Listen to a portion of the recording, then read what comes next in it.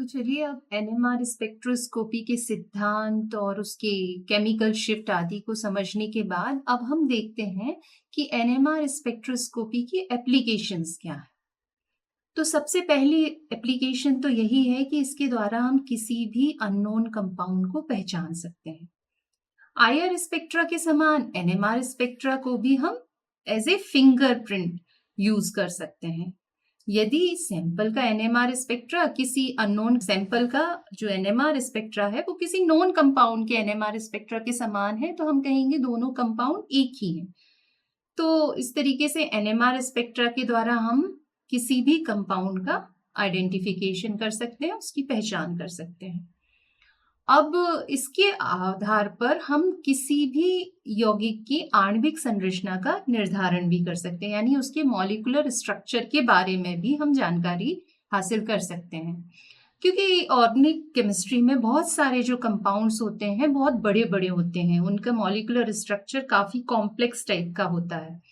तो ऐसे जटिल संरचना के यौगिकों के आणविक सूत्र का निर्धारण और उनकी आणविक संरचना का पता लगाने के लिए एनएमआर स्पेक्ट्रम एक बहुत ही अच्छी टेक्निक है। इसकी सहायता से हम न केवल उनके क्रियात्मक समूह को पहचान सकते हैं, बल्कि हम बता सकते हैं कि किस तरीके का प्रोटॉन है, कहाँ पर होगा, कहाँ पर नहीं होगा, मतलब उसके केमिकल इन्वायरमेंट के बारे में भी बता सकते हैं।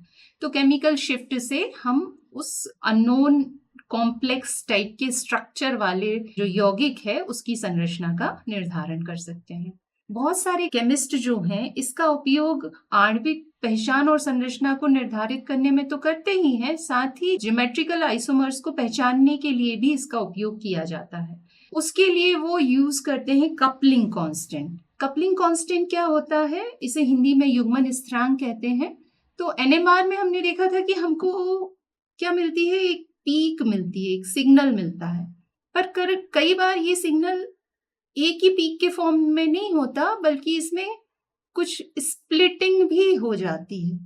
तो हमको जो सिग्नल है वो इस तरीके का स्प्लिटेड सिग्नल मिलता है। और ये स्प्लिटेड सिग्नल के बीच का जो डिस्टेंस है उसे हम क्या कहते हैं, कपलिंग कांस्टेंट है। और जो हमारे ट्रांस आइसोमर और सिस आइसोमर होते हैं इनके कपलिंग कांस्टेंट में बहुत ज़्यादा फर्क होता है। सामान्यतः जो ट्रांस आइसोमर है उसका कपलिंग कांस्टेंट सिस आइसोमर के कपलिंग कांस्टेंट से अधिक होता है, और इस आधार पर हम सिस और ट्रांस आइसोमर को भी पहचान सकते हैं।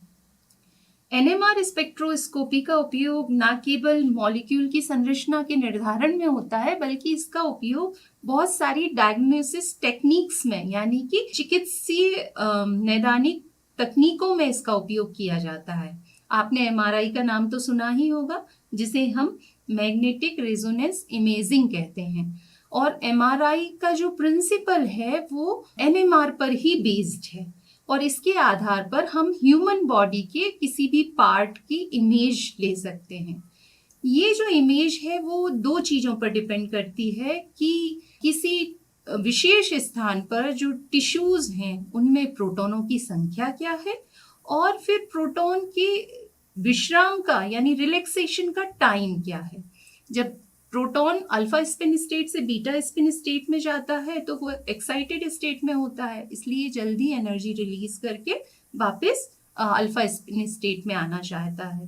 तो उसका रिलैक्सेशन टाइम क्या है और उस टिश्यू में प्रोटॉनों की संख्या क्या है, इसके आधार पर हम उस टिश्यू में यदि कोई एबनॉर्मलिटी है तो हम बता सकते हैं। उदाहरण के लिए जैसे कुछ कैंसर वाले ट्यूमर जो होते हैं, हर टिश्यू में मैं बताना चाहती हूँ कि पानी होता है, वाटर है। तो जो कैंसर ग्रस्त ट्यूमर हैं उनमें H2O जो है, उनके H2O के H में जो हमारा हेल्दी टिश्यूज हैं उनकी तुलना में जो रिलैक्सेशन टाइम होता है वो कम होता है। तो इस आधार पर हम एमआरआई के द्वारा ब्रेन ट्यूमर आदि का पता लगा सकते हैं। हम बता सकते हैं कि इस ट्यूमर में कैंसर है या नहीं है।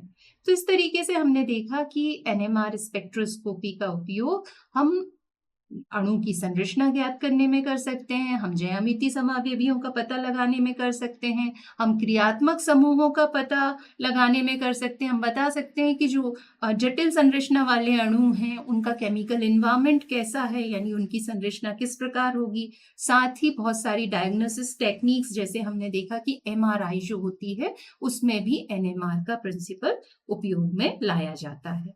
तो इस तरीके से एनएमआर स्पेक्ट्रोस्कोपी एक बहुत ही महत्वपूर्ण स्पेक्ट्रोस्कोपी है जिसका उपयोग हम दैनिक जीवन में भी करते हैं।